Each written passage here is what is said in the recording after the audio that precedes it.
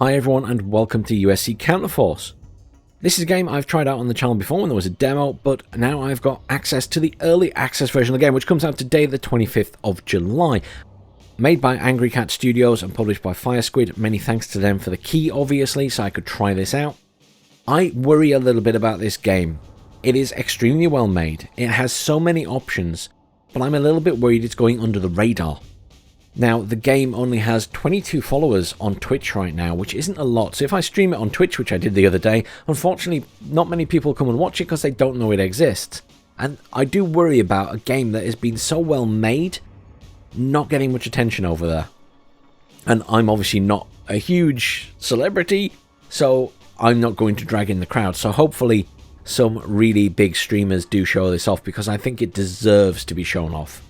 Now, I want to try and rush through all of the options, because there are so many options. It's like a major part of the game, and I don't think you can overlook it.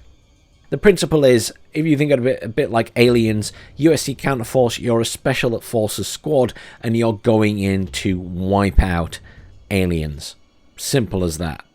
And you get some weird and wonderful weapons that you can unlock as well, including my favourite, the nuclear hand cannon. Now, if you go to single missions, as I say, you can play these over and over again. They're randomly generated. There's various different areas or map types you can choose from. So, you know, there's plenty of variety there. Then you can choose from different objectives and conditions which come with their own deadlines. And then score multiplier is then affected by other decisions you make. So we do seek and destroy. Maybe we want to do retrieve special goods. We turn that on. That means that we get more batteries and more electrical components, and it just means we have to collect some special crates around the map. Then we've got deep infestation option. If we turn that on, we get a score multiplier and we get some special resources. This is just there's more alien nests, which means they spread more, and it means there's more aliens can spawn from eggs. Then we have difficulty settings: beginner, easy, standard, intense, hard, extreme, and ultimate. Now, I played one of the operations on standard, and that was hard. Heavens knows how ultimate plays. I can't imagine that's going to be pleasant. Fog of war, on or off. You can turn it off if you want. It just means that any areas that are revealed when you see them stay revealed, but you lose score. Joint deployment. Now, if you take two squads, they either deploy together or close to each other, or they deploy at other sides of the map, potentially. You can choose if that's on or off. It doesn't seem to make a difference at the moment in terms of your rewards. Squads, you can have one squad, two squads, which will drop your score multiplier. But with two squads, you can also play with a friend. You can either have a hot seat with someone sat next to you, or you can use Steam's hot seat option, which is like play with anyone remotely. So you can invite anyone. I don't think they even have to own the game. So you could have a friend try it out with you to see if they like it. You can choose your squad size, which doesn't seem to make a difference to the overall rewards at the moment. And then you can choose your session type, which relates more to the saving. So drill, manual saving and loading. Not a drill, only autosave after each turn, or hardcore. Maybe you're busy doing something else and you want to hop in and out. Drill is a good option. Okay, lots of options there. Operations. These are predetermined, preset missions in a row.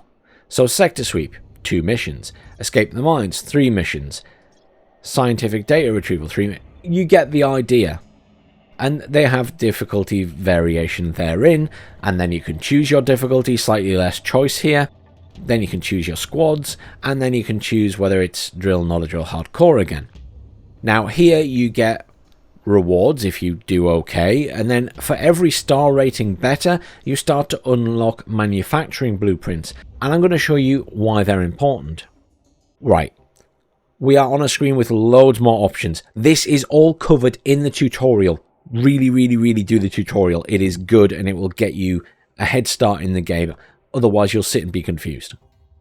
But just to quickly run you through it. This is where you build your squad. You can either build it from scratch, or you can save one and load it in later. We actually have 2 squads at the moment selected, so we can equip them both. The thing to mention here is I will load in my previous one. So I set one up the other day, so squad 1, there we go. And I assume I could do that twice, actually, so load in squad 1. Oh, I can't. Okay. Okay, fine. So I can only have one instance of any squad, so something to bear in mind. That's good to know. I've learned something. Okay. So you can select your troops, and you can select what weapons you want to give them, the ammunition type, and you can unlock a lot of different ammunition types. Explosives, acids, cryo, armor piercing, bio-warfare, ignition charges, more high explosive for different weapons, various grenade types. There's a lot of stuff here, and I'll come back to that shortly. You also have various types of equipment, and more you can unlock as time goes on. Everything has a cost, by the way, and all of this cost relates to squad points. When you start out, you'll have a predetermined amount. I think it's 150,000. You then spend it on items or your units themselves. So each of your unit will start with a particular level. You can then promote them by spending 5,000 points. The reason these points are important is this: skill points. You can spend the skill points wherever you want. You can reset them whenever you want. The idea here is that you want to tailor each person to the type of weapon they're using, to the type of role they will fulfill. This is my melee guy. He needs high endurance, and if you hover over it, you'll see at the bottom left there, endurance level 5 of 5. It tells you that it increases base maximum health by 20 points per level. I've got 5 levels of that, so I get 100 health. Obviously very important for someone who's up front, close and personal with the enemies getting hit. You can then choose of these specializations. So, for example, here we have mental conditioning with the secondary specialization, and that is now green. And then in the melee combat, which is my primary specialization, secondary and primary are green. That means they're activated. You're getting that bonus. And if we jump to a different character, you'll see I've done those in different areas. Biochemistry, important for healing. I've got 2 medics in this squad. Medics are important. Take as much medic stuff as you can. That's my advice. This person, heavy arm specialist, carrying a grenade launcher. Another person who's a marksman, but also doing electronics and field expertise. And then we've got this person who is again a marksman, but very high in medicine, and actually is my primary medic. Lots and lots of options here. Now, the last thing I wanted to talk about were resources. So you'll notice in the mission setup and everything, we get resources. These are all permanently stored here, along with your stash. So you can save items to this stash, and you can sell them if you want, or you can keep them in there. And I think they're transferable between missions, much like the resources are. Got those 15 electronic components for doing the operation the other day, and they're there. So this means that in the future I could go to equipment and then crafting, and in the future I could craft some of these items. And that means I wouldn't have to spend my points on them. So perhaps you're out of points, but you know you need a helmet. Well, you can just build one. So lots of options further down the line. Now, the other thing is you can unlock stuff. So I currently don't have access to the nuclear hand cannon, but I can get it. To unlock, complete a mainframe data acquisition single mission on at least intense difficulty with the following parameters. And all of them have a predetermined thing that you need to do to get access to them. And I think that's absolutely fantastic. Now, some games would hide this away, so it would be random. And maybe there are hidden away ones, I don't know. But I really appreciate that they've gone to the effort of adding this button so I can click it and instantly go to the perfect setup to get that item.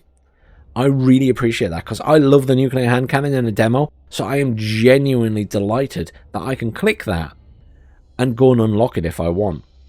Okay, so unlike the previous section where it was simply easier to take you through everything in the menus on the game itself, here I'm just going to give an overview of the combat missions, as playing an entire mission is quite long. So combat missions are very similar in their overall style to things like Xcom and Xenonauts, in that you have your turn and then the enemy have theirs. However, unlike those games, your team are actually well trained, and generally speaking, if they shoot an enemy, they are pretty accurate. Okay, they can miss, but generally speaking, it's not like how often they miss in Xcom, etc. To compensate for this, enemies can be quite tanky, with the larger ones taking a lot of punishment. But pay close attention to the bars above their health bar. These denote, on the left side in yellow, the front, and on the right side in orange, back armor. So attacking from behind has a point in this game. Like all similar games, each unit has action points that are spent on every action you take, be that moving or combat or even going into a new stance. And yes, it has a defensive stance that basically puts you into Overwatch to shoot enemies that move within their line of sight. A few fun features in the combat include half-height enemies being protected by half-height cover. I mean, it makes sense, right? You can't see them if they're below the level of the cover. But this rolls over onto your units too, because your units can have a crouching stance. Grenades and other AoE weapons damage everything in a radius, including the walls of rooms. So that's another good point. Everything is pretty much destructible, and yes, that includes exploding barrels, so be careful where you're throwing stuff. Ammo, variety and special weapons options are very abundant and make for some really interesting gameplay, including a wide array of status effects, which I don't think I want to go into too much right now, but obviously you have bleeding, mental status, and burning, to name but a few. There's also acid and various other things. And just about all of these status effects can also apply to the enemies as well. Now, there are various interactable items on every map, hackable data points, door controls, random crates of items, tunnels or vents that you can seal up to stop enemies getting in behind you, amongst others.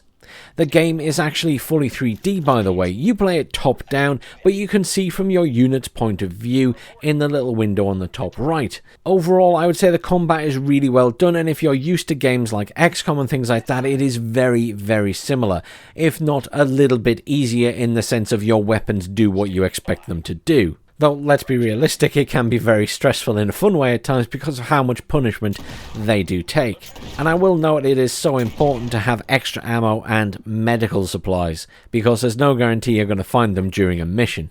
Now, I do have one complaint about the combat missions, and I think this was something that I may have mentioned previously when I tried one of the demos in a video.